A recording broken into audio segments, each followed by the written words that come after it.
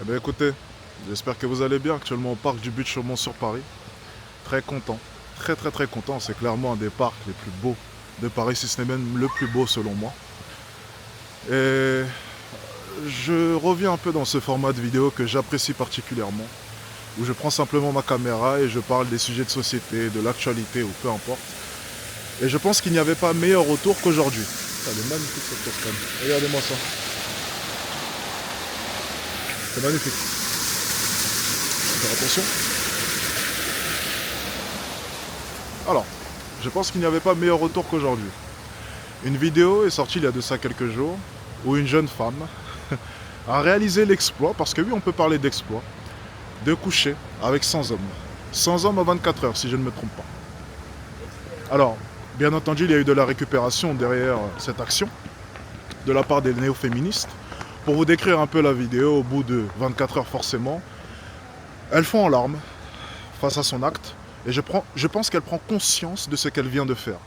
Bon, prendre conscience, ça après, c'est plus que discutable, étant donné qu'elle s'est relancée dans un nouveau défi de faire 1000 hommes en 24 heures, mais ça c'est un autre sujet. Bref, récupération féministe, qui essaye de faire passer pour victime cette femme. Cette femme qui a pourtant pris cette décision de son plein gré. Et essaye de nous faire croire que le méchant dans toute cette histoire, c'est encore une fois l'homme. Ces 100 hommes qui ont profité de cette femme qui était faible. Regardez, elle fond en sanglots, elle est faible, et ces hommes-là n'ont pas hésité à la poutrer. Ouais, bien sûr. Moi, ce que je vois, c'est l'inverse. Ces 100 hommes qui ont été invisibilisés. Ces 100 hommes en pleine misère sexuelle. C'est des hommes qui ont été prêts à faire 8 heures de route pour ne serait-ce qu'avoir 2 minutes de plaisir avec leur actrice rêvée, sur laquelle est-ce qu'ils se masturbent chaque jour. C'est ça que j'ai vu dans cette vidéo. C'est réellement, littéralement cela. Bonjour mesdames. C'est littéralement cela. Encore une fois, c'est le féminisme, c'est comme ça. Et je vais parler de néo-féminisme, parce que j'ai envie de faire la différenciation aujourd'hui, c'est super important. Des fois, je généralise, mais je ne veux pas non plus porter atteinte au mouvement lui-même, mais plutôt au dérivé de celui-ci. Et malheureusement, le dérivé de celui-ci prend une grande part dans les réseaux sociaux. Et vous savez à quel point est-ce que les réseaux sociaux à l'heure actuelle sont extrêmement puissants. Enfin, cette femme a gagné combien d'argent avec cela?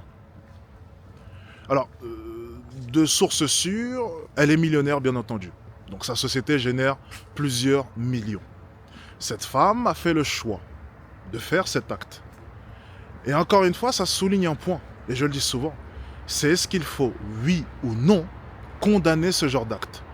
Est-ce qu'il faut simplement dire, eh bien, c'est son corps, son choix, et personne n'a son mot à dire? Ou bien est-ce qu'il faut commencer à porter un jugement pour qu'on puisse évoluer? Si tu regardes le monde actuel, et surtout l'histoire, le monde a toujours évolué grâce au jugement que l'on a pu porter sur telle ou telle chose. Si on ne juge pas, si on arrête de communiquer, si on arrête de parler, si on arrête de commenter, le monde n'évolue plus. C'est dans la discussion que se trouvent les solutions. Mais ce que les féministes nous conseillent, les néo-féministes, excusez-moi, c'est de ne rien dire. C'est son corps, son choix, et vous n'avez pas votre mot à dire. C'est ridicule. C'est tout simplement ridicule. Parce que j'ai vu énormément de femmes qui étaient choquées de ce qu'il venait de se passer. Et je ne pense pas qu'il y ait ne serait-ce qu'une seule néo-féministe, malgré le fait qu'elle soit très folle, qui puisse me dire là maintenant que cette vidéo-là ne lui fait pas mal au cœur. Et que cette vidéo-là n'est pas problématique. Et le comportement de cette femme n'est pas problématique. Elle pense sincèrement que la liberté se trouve dans le fait de donner son corps à tout va. Elle pense sincèrement que la meilleure manière pour lutter contre le patriarcat, c'est de se donner, encore et encore. C'est ça votre lutte contre le patriarcat? C'est le fait de coucher avec 100 hommes en 24 heures? C'est ça, votre lutte? C'est réellement cela? C'est votre manière à vous d'être libre et de disposer de votre corps? C'est se laisser consommer constamment. Vous détestez les hommes et pourtant vous allez à l'encontre même de vos idées en couchant avec eux à tout va et en vous donnant encore et encore chaque soir. Ça n'a tout simplement aucun sens, je suis désolé. Et je vais même aller encore plus loin dans mon raisonnement. C'est que cette vidéo témoigne d'une chose, c'est que j'ai raison. On ne peut pas comparer un homme et une femme. Regardez simplement l'état de cette jeune fille après avoir couché avec 100 hommes. Elle est détruite, intérieurement. Cette femme ne sera plus jamais la même, et je pense même qu'elle n'est plus la même depuis maintenant très longtemps, étant donné que c'est une actrice porno. Et on parle d'une femme qui est actrice porno. Juste, Rendez-vous compte que l'on parle d'une femme qui a l'habitude de multiplier les hommes, qui se retrouve choquée émotionnellement d'avoir fait un tel acte. Et je pense que l'inverse aurait été bien plus simple.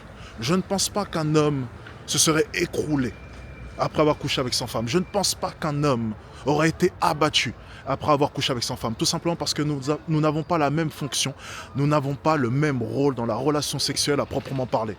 Lorsque je parle du fait que c'est dégradant pour une femme de se faire poutrer par énormément d'hommes, tout le monde fait comme si on ne comprenait rien. C'est Alex raconte n'importe quoi, le sexe c'est... Non, il y a des rôles dans les relations sexuelles.